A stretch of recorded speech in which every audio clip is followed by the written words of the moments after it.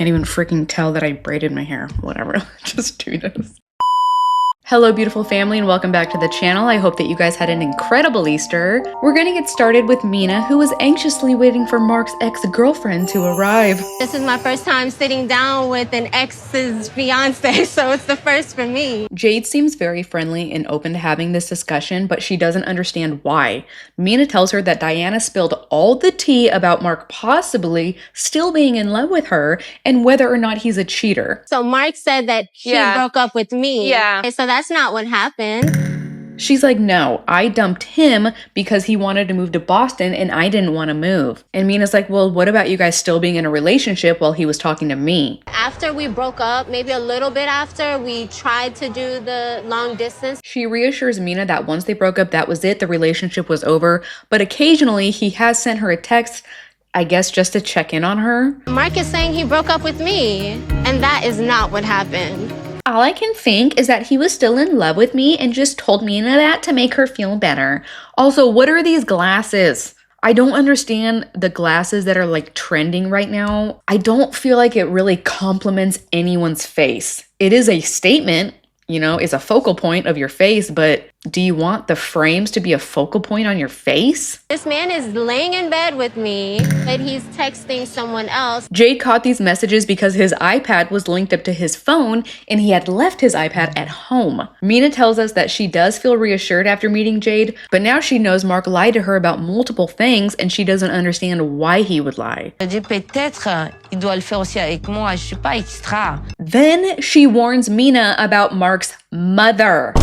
His mother. She says he's too involved in his relationships. So we were right with the last episode. I said that Mama Rose is now Mama Snake. Mina is in for a long road with that family. Wow, can you imagine that? Can you imagine them becoming friends and hanging out in the States? They finish their lunch date and Mina says of all the people that she has met in America so far, Jade is the nicest person that she has met. Yo, coming to my wedding is funny. Oh, invite me and I'll be there. Later that evening, Mina returns back home. She's very happy and smiley, but Mark tells us he's disappointed with Mina. He can't believe that after 5 years, she would have these kinds of doubts. Family don't give space, Jade, space in your life is coming. Oh, Mina, you have a beautiful way with words. She's like, this is exactly how I feel, Mark. This is a problem for women because we want our man to be ours. I don't want to share you with your mother or your daughter. You have the limit and, you know. I'll work more on that. No, we won't. Moving on. We're with Miss Fresh and Fit and Sir Salad Dodger. Today is the day that Greg goes to his interview, and I am very unimpressed with his outfit. He doesn't look professional at all, and he's in jeans. Jeans! When I was 16 years old, I was trying to find a job, so I wore jeans to apply, not even an interview, just apply. The hiring manager was like, don't come back here in jeans. Don't ever apply to a job in jeans. He's like, why didn't you put pants on? And I'm like, I don't have any pants and I don't have any money to buy pants. My mom wasn't gonna buy my pants. That's the whole reason I was getting a job. It's another state job. It's a lot hands-on. There's plumbing involved, there's carpentry, electrical. Well, government employees are notorious for being lazy, so it might be a perfect fit. And then this interaction that he has with his mom is really weird. Jade seems very uncomfortable and like she doesn't know how to act or what to say, but Greg finally takes off and now she's alone with mom. If you want to help me, I mean... Yeah, I'm good. Well, I have to go get it. Mom tells us that Joan isn't one to just sit around depressed and doing nothing. She's very proactive. She keeps herself busy. In fact, she even cleaned the bathroom that her and Greg use. Greg would have never done that. I have this basket of misfit socks. Oh, yippee! She gets to organize all of Greg's socks. She definitely doesn't look impressed with this giant pile of socks and doesn't seem very interested in helping. So is there anything you're not liking here? You can tell me now. It's a trap! Mom is trying to pull teeth getting any information out of Joan. She says, yeah, of course I miss my family and the food, but I also miss privacy. You're always home. I'm always home? Most of the times. It's her house. She's getting old. What are you talking about, Joan? I think you should go more. Oh boy. It cuts to Joan telling us that she is so grateful for his mom. She's wonderful. But it's also because of Mom that he doesn't have any urgency in leaving. Why would she say something like that? Maybe she is an appreciative person. Mom tells her straight up she's a little bit offended that she would say that to her, especially because it's her house. I'm going to have to talk to Gregory about that. I think it was a little out of line. Uh-oh, Mommy's gonna tell on you. Greg comes back and Mom is so excited to see him. But Greg doesn't sound very hopeful about the interview because they were asking him questions about the job. It was just like a lot of like technical questions, like, things that, pertaining to the job, I guess. I guess they wanted to know if I could do the job or something. I don't really know. I was thinking about dinner, so what's up? Jade tells me she wants me to get out of the house more. I was offended, Greg. I own this house and keep everything glued together. She's always honest. She's very upfront and very straightforward. She does come right out with things. Greg goes outside to catch up with Joan and she wants to know how the interview went. If it was a test, what would he get out of 100? Maybe 75, 80. What? You're supposed to ace the test, Greg. He's like, why did you tell my mom she needs to get out of the house? And she says, well, I wanted to see her reaction. I wanted to test her patience a little bit. I need to know her better, like what upsets her, what I have to do, what I don't have to say. Okay, this is questionable. I have never met someone and decided I'm going to be really rude and mean to them so then I can see how they react so I have a better understanding of their personality. Why would you not just put your best foot forward all the time? He has to stand for me. He took his mom's side. Uh-oh, Greg failed the test again. Is she trying to pit Greg and his mother against each other? I don't know, because we're moving on. We create videos that help people learn English online. Originally, she was Mahdi's teacher, and then they began teaming up and creating videos together. Mahdi loves working with her. He says without working together, their relationship would be nowhere where it is today, and it makes him happy to work with her. The best way to start this day, because today I'm gonna propose to Stevi. Okay, Stevi, I got a little surprise for you. I want you to go pack a bag, wear something casual, and you guys, he just looks so cute with this little smile on his face, knowing like he's about to propose. It's exciting. You should just trust me and do whatever I tell you today, okay? Stevi, however, is panicking because she likes planning and preparing for everything. She has no idea what to pack. He just tells her bring all of it. I guess he doesn't want to give away any hints. We're going out of the state. Yep, 3 days of driving to get to California. Maddie. Oh gosh, and then they start fighting because she makes a joke about leaving him in California. And she's like, what would you do if I left you in California? And he's like, I would go back to Iran. I mean, he's laughing and joking and smiling, and now she's all freaked out again. If he meant what came out of his mouth, then all I'm feeling is pissed off. This is supposed to be a fun, happy trip. Mahdi tells us that they've had a lot of ups and downs, but now they are finally arriving at their destination, and Stevi is realizing where it's at. Yes, huh? This is the place that I wanted to come. Are we staying here? Yes. Stevi says that he has completely redeemed himself. They're at Ocean Springs, a place that she has always wanted to visit. I feel kind of bad for being a bitch. I'm yawning and I can't stop, so just... Don't put the camera on me. They get inside their Airbnb. It's beautiful and spacious. Stevi is tickled to death because they even have coffee. He tells her, let's get changed and we'll explore outside. You should, like, I don't understand this. So Stevi has been sending Mahdi a bunch of proposals, and I guess in Iran they don't get down on one knee to propose. He thinks it's really weird and goofy. I feel like we're lost. A little bit more. Mahdi doesn't seem to have any idea where they're going, which is making her really nervous, but Mahdi keeps telling her, just trust me, and before long, they find themselves at the beach. So I just wanted to tell you that I really love you. Oh, Stevi, I am 100% sure about my decision to be with you. Look over there, Stevi. And when she does, she realizes what all this was for. Will you marry me? And of course she says yes. The entire yoga camp next door is screaming and hollering. It's such a happy and joyous occasion. Moving on. Oh, goody, we're moving on to Sharpie and Shalipa. Hey guys, it's me, famous Shekinah. We're on our way to Montana so Sarper can meet all of my busy sisters. I am always nervous, babe. But you have your mustache. Yeah, Montana style. Yes, I have my 70s porn star mustache. It's the only way Shekinah allows me to shave it. When they land down at the airport, there are animals hanging all over the walls. It looks like a Bass Pro Shops in there. Goose? Babe, that's a moose. Sarper, look at me. Look at my lips. Moose, not goose. Shekinah, I can hardly understand you anyway with your hot dog lips. I'm so excited to see them. It's been like 2 years since I was here. You guys, does she look different again? Her face looks a little different to me. Shekinah's family moved to Montana when she was 16. She appears to be the oldest sibling. You can see her here looking exactly like her daughter. I think that most people would probably hardly believe that this was my background.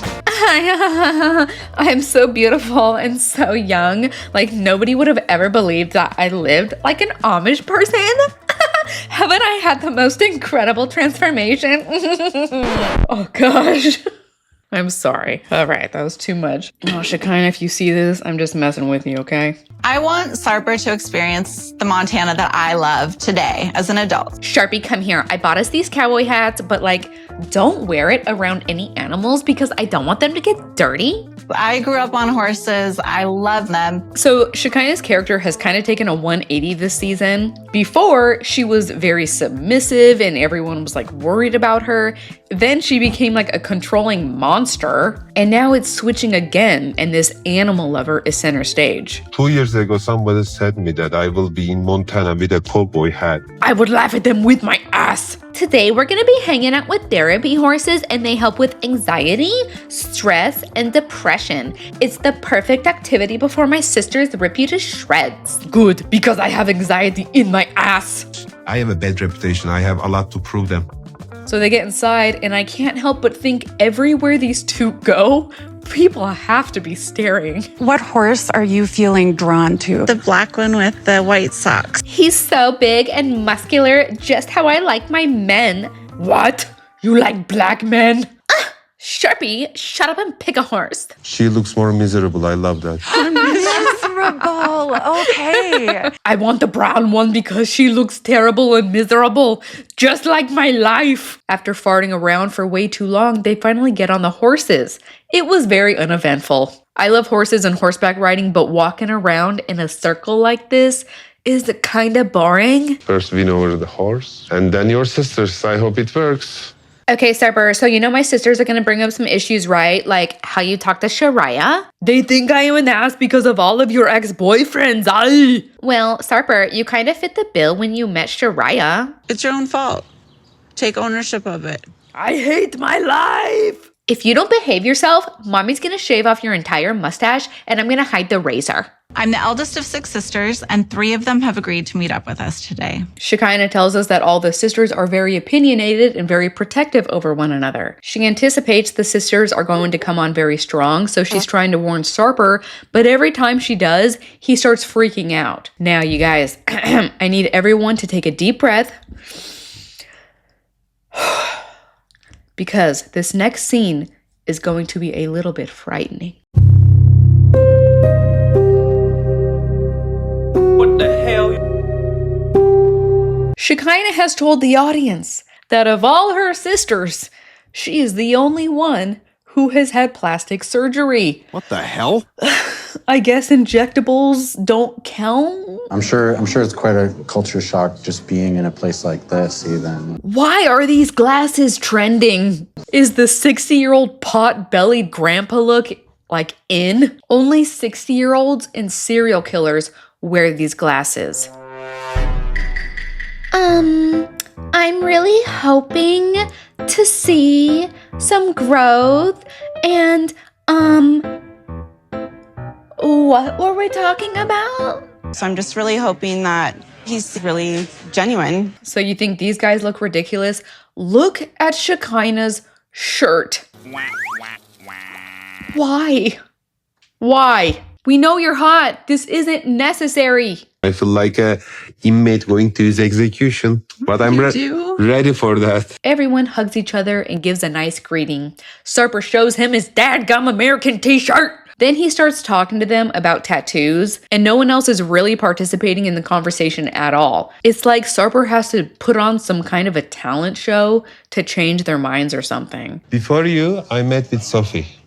And She's a sweetheart, huh? Well, what kind of stuff did she say to you? She wants me to fix the damage I caused with the other family members, especially you, Shariah. Shekinah being uncomfortable, you talking to other women. How do you deal with so that? possessive and territorial. Okay, Sarper's problem is that he doesn't have a filter. And I like it because you know exactly where the person's coming from. But for these girls, they are reading into every single thing that he says. Like, remember the first season I think they were on when he met Shariah? He was trying to tell Shariah that sometimes Shekinah acts like a bitch. She was like, what? And he goes, no, wait, I mean, sometimes she acts like a slut. So he only made it worse. I don't think he really had any understanding or grasp of what those words meant in English, but it doesn't matter. Shariah thinks he's a loser and he sucks, and she's been telling the entire family that. You just go based off his word. Takes a level of trust, Sayana, and that's what relationships are about. I love that she said that. You should never be assuming that your partner is lying or trying to manipulate you. You want to believe the best about your partner. She's like, if I don't trust Sarper, why would I be doing all of this stuff? What would be the point of me even being with them? I'm gonna just bite my tongue on this. Sisters tell us that Shekinah has this stupid attitude where she just sees the best in people. Like, even if they don't have any fillers or giant eyebrows, she just sees the best in them? Ugh, what is wrong with her? She's being so naive about that kind of stuff. I don't like that mindset. Sarper looks at all the sisters and says, I will make her happy. I will do my best every day that I'm with her, and she's doing her best for me. We're still learning each other. And once again, Sarper, just being honest, puts his foot in his mouth. Do you all have geisha vibes like her? I mean, Have what? What does that mean? the house. This is the sisters reading into what he's saying. They're thinking he's a chauvinistic pig when all he was trying to say is how much he appreciates how Shekinah takes care of him. He doesn't have to ask for it and he loves that. And that's like geisha vibes. Who wouldn't want to be with a partner who cooks them all their meals? He liked you better when you just kept your mouth shut, basically. Sarper and Shekinah both tell her that just because he doesn't like it doesn't mean Shekinah stops doing it. Shekinah has laid down the law on him over and over again. Even in season 1, when everyone thought she was a pushover, she had very strong boundaries laid out for Sarper, and she did not budge on them. Just like really rubs you the wrong way. He can't help himself. And it's... I kind of think they're jealous that Shekinah has a real man and not some homeless soy boy man bun. This guy looks like he would cry if the wind blew too hard. I feel the tension right now. Everything is happening so quick. Moving on, last and definitely least is delusional Jessica and this poor man. As soon as he gets baby settled down, he remembers that he needs to check in on the other sick children. This little guy tells Juan that he wants macaroni for breakfast. So he's starting off to take care of 3 boys and do chores. So, Juan has just been thrust into fatherhood of 3 children. One is a baby, and the others are sick. I don't know where the third one is yet, and obviously Jessica is nowhere to be seen. I think it's wonderful when any father can get the full scope of what his wife is doing on a daily basis, because many days it feels like you're going nonstop. It's one thing after another, but at the end of the day, it's like, what have I accomplished? What have I done today? Nothing, but my kids are still alive. It's even harder to deal with them when they are sick. So obviously the entire house is sick, and he's right. When the kids are sick, everyone is miserable. Everyone is exhausted. So now Juan is making this macaroni and cheese, which he's never done, and it looks like he might be doing it wrong. Yeah, there ain't supposed to be wet stuff. No. So little Snotface calls up his mommy to tell her how terrible his breakfast is while Juan cleans all the dishes. Can you pick me up a pizza? Yeah. Now it is evening. Juan is still slaving away over a hot stove. The babies are crying away. And just then, Jessica comes back. She's like, "Oh, Juan, what are you making?" "I am making asparagus and fish." Huh? You blind? You can't see the fillets right in front of my face right here? I don't like fish. Oh, you don't like fish. You like fish? No. No? Oh my gosh. Ugh. Isn't it the worst thing on the frickin' planet when you've been in the kitchen, when you didn't want to be in the kitchen, but you were for the sake of everyone else, and when it's finally ready, nobody's hungry? Is there anything I can do to help you? We can have a little talk. Uh-oh, nobody wants to hear that. Juan tells us this is very difficult for him because he wants to be the breadwinner. He wants to be the man. He doesn't feel fulfilled at home washing dishes. I think I'm now feeling good about myself and about what I'm doing now. He continues telling her that he's feeling kind of depressed and he just needs to talk with her about where he's at, and hopefully she will be understanding. He don't seem sleepy at all. I think he seems very tired. You think so? Juan is frustrated because he can't read the baby's cues the same way that she can. And while I can understand his frustration, those things just come in time. Change the diapers, he's still crying, then he must be hungry. Then you eat, you feed him, and then he's fussy. Yeah, well, sometimes that's just the way it is. There's the painful cry or like the diaper rash cry. There's the hungry cry. And if they're scared, that's a whole different cry. It is just like, it's overwhelming. It's just kind of makes me sad sometimes. On one hand, I can sympathize with him because this is a huge lifestyle change for him. He went from a life of entertainment and fun to thankless, invisible work and effort. And dealing with a crying baby all day, that is rough. You have your job. You feel useful. I feel useless here doing nothing all the time. If this was his first time watching the children, and now he's telling her this, that's pretty disappointing. But I have to be fair. And if the kids are sick, that would make anyone miserable. I don't know if I could live here for the rest of my life. But Juan hasn't made it clear enough that he hates his life. So Jessica decides she's gonna take him to hang out with her bestest friends. I really need them to make up because I would love for her to be my maid of honor. Oh, yes, she's coming to the wedding, I almost forgot. So after 45 minutes of driving, they make it to the bowling alley. 45 minutes. Everyone's bowling, everything is fine, and then it's Megan's turn. Oh, no. 36. I love that she just laid on her face until someone came to help her. Juan couldn't be happier. He said she got her karma. But that smile is very short-lived because Megan comes out to ask him how he has been proving to Jessica that she can trust him.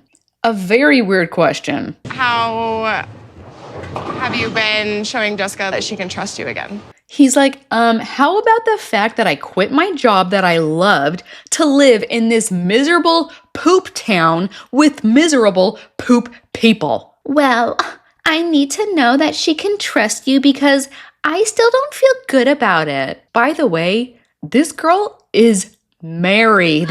Tired of you bringing this up all the time. That's it. Don't even want to answer then because I don't have to. He says this is between me and her, and that's it. Jessica tells her if this is going to keep on happening every single time that we hang out, I'm not going to want to hang out with you anymore. You ever do anything to hurt her while you're here now moving forward, I'll ruin your life. In the next episode, Mom will tell Greg and Joan where they should get married. Maybe we could go with something like that instead. Sarper will get piled on by the entire family, including Shekinah. Most of the guys have it. No, that's not true, and that doesn't make it okay. Mahdi learns that Stevi painted her friend nude, and I'm not going to talk about these douchebags. Thank you guys for hanging out with me today, and I will see you in the next episode. Bye! Oh, no. Oh, no.